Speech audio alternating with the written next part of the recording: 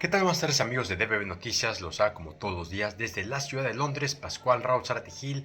Antes de comenzar los queremos invitar como todos los días que nos escuchen en DBB Noticias, de igual forma que entren en esta cápsula que será repetida en Parna Radio. Y comenzamos comentándoles que El Salvador, el país pues prácticamente desde que Estados Unidos tiene la jurisdicción y responsabilidad legal de los migrantes expulsados de una cárcel salvadoreña, afirmaron las autoridades de El Salvador a un grupo de la ONU según documentos judiciales. El 15 de marzo el gobierno del presidente estadounidense Donald Trump expulsó a una cárcel de El Salvador a 238 venezolanos y 23 salvadoreños. Hablando de Estados Unidos, les comentamos que Donald Trump el día de hoy dijo que había aprobado el envío de armas defensivas estadounidenses a Ucrania y que estaba considerando más sanciones a Moscú, subrayando su frustración con el presidente o su homólogo Vladimir Putin por el creciente número de muertos en la guerra. Otro tema más de Donald Trump es que el día de hoy ha firmado la imposición de un arancel del 50% al cobre durante una reunión de su gabinete. La acción de Freeport McMoran subieron hasta 6.1% y la de South Copper hasta un 2.9%. Tras la noticia, el gravamen impuesto al cobre se sumaría al que ya se impone al aluminio y al acero, así como otros productos. Un tema más es lo que ocurre con el secretario de Seguridad y Protección Ciudadana, Omar García Harfuch, que informó el día de hoy que desde el 1 de octubre que asumió la presidenta Claudia Sheinbaum hasta el 3 de julio se han decomisado más de 188 toneladas de droga al crimen organizado. Y ya por último les comentamos que en medio de los señalamientos sobre supuestos sobornos que recibió el expresidente Enrique Peña Nieto durante su administración por empresarios israelíes, Aurelio Nuño, ex jefe de oficina de la presidencia, defendió al exmandatario. Nuño aseguró que mientras colaboró en el gobierno priista nunca escuchó a Peña Nieto dar la orden de asignar un contrato a favor de alguna empresa, principalmente porque él no tenía la facultad de asignar dichos contratos. Y bueno, como todos los martes tenemos al doctor Silvino Vergara Nava, el cual nos envía hoy una cápsula denominado El error judicial en México. Doctor, ¿qué tal? ¿Cómo está? Muy buenas tardes. ¿Qué es la argumentación jurídica y para qué sirve? La argumentación jurídica es el proceso mediante el cual los juristas justifican y explican las decisiones legales. Es fundamental para persuadir a jueces y abogados, asegurando que las interpretaciones y aplicaciones de la ley sean claras y convincentes. Contáctanos para más información y únete a la especialidad en interpretación, argumentación y redacción jurídica del Centro de Estudios Parmenas y domina las herramientas necesarias para interpretar las disposiciones legales. Inicio de clases viernes 26 de septiembre.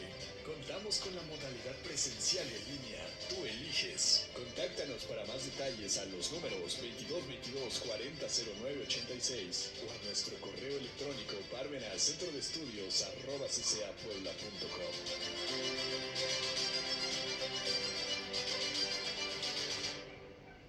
Buena semana, muchas gracias. Pues vamos a platicar ahora de lo que se resolvió en la Corte en días pasados, que fue propiamente la última semana de junio, ¿no? Donde se resolvió sobre un tema muy interesante que tiene que ver precisamente con el famoso error judicial, un concepto que se considera que permite, al existir este error judicial, pues permite entonces la posibilidad de la indemnización a quien haya sufrido sobre ese error judicial.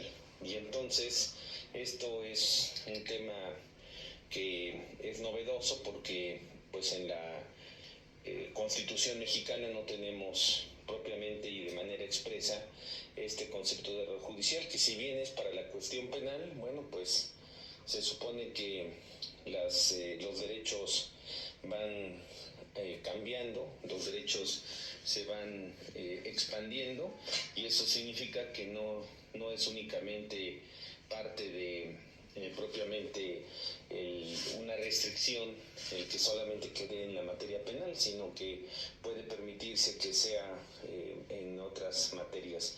Ya por lo menos los primeros pasos pues ya se han presentado, y bueno, pues en esa sentencia de la Corte se hace un análisis respecto a qué se entiende por error judicial, qué es entonces solamente para la materia penal, pero bueno, pues también habría que considerar que existen errores judiciales que habría que definir para que no todo acabe en esta instancia de indemnización y por lo tanto pues nunca existan perdedores, porque el que vaya a resolverle en contra pues tendrá la oportunidad de que se le defienda bajo la perspectiva de que va a ser indemnizado por el Poder Judicial.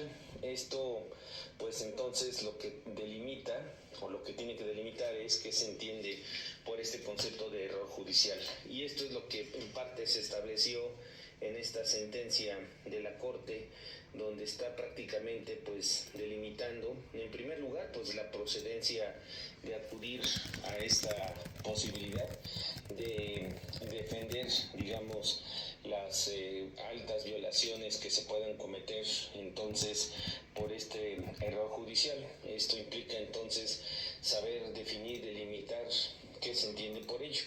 Empieza la sentencia con un análisis haciendo mención de que no está expresamente previsto en la Constitución, que el artículo 17 de la Constitución habla de una administración de justicia efectiva, pero eso no significa que la administración de justicia efectiva implique la efectividad propia de la instancia que corresponde en cuanto a que se plantee esa posibilidad de la indemnización por error judicial. Ese es, digamos, uno de los temas que habría que considerar.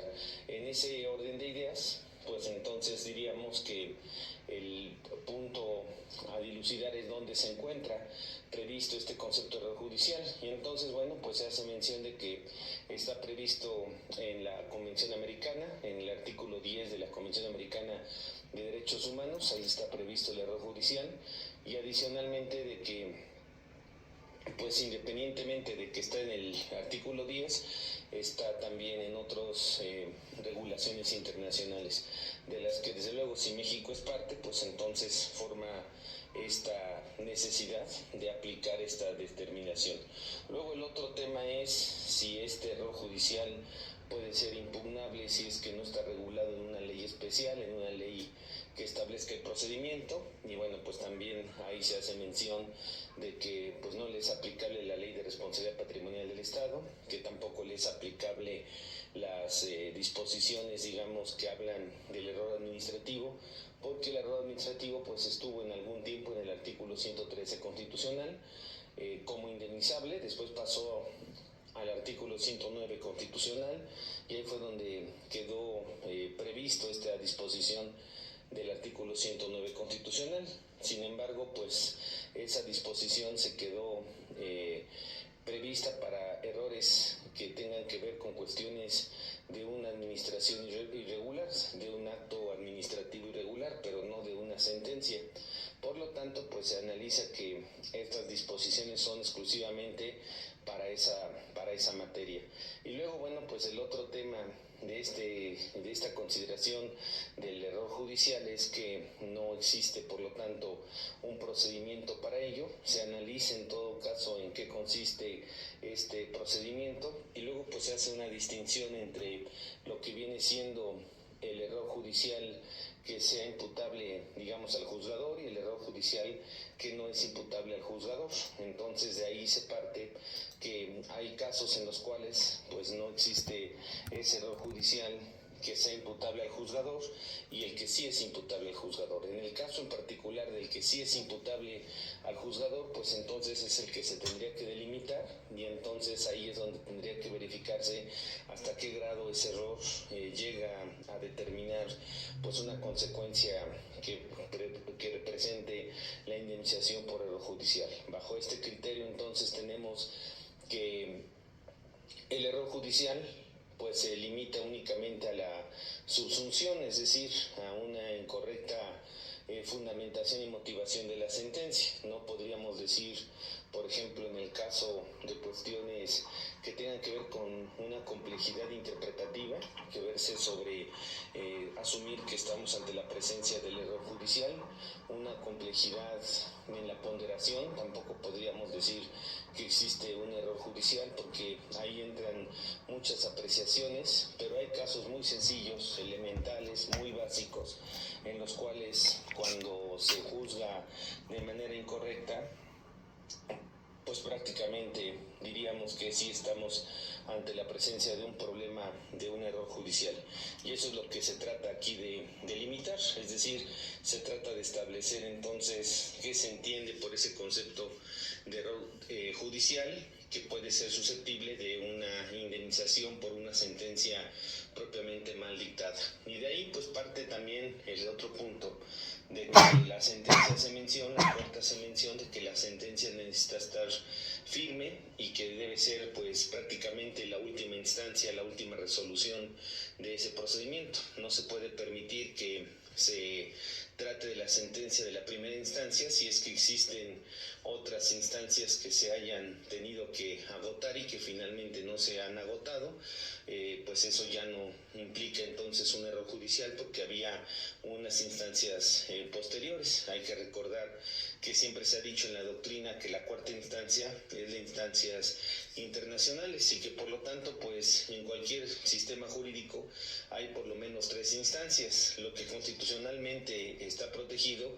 es que tengamos por lo menos 2 instancias, y estas 2 instancias pues son, o estas 3 instancias pues son una manera de tratar de controlar esta regulación, tratar de implementar, pues de alguna manera evitar estos errores judiciales.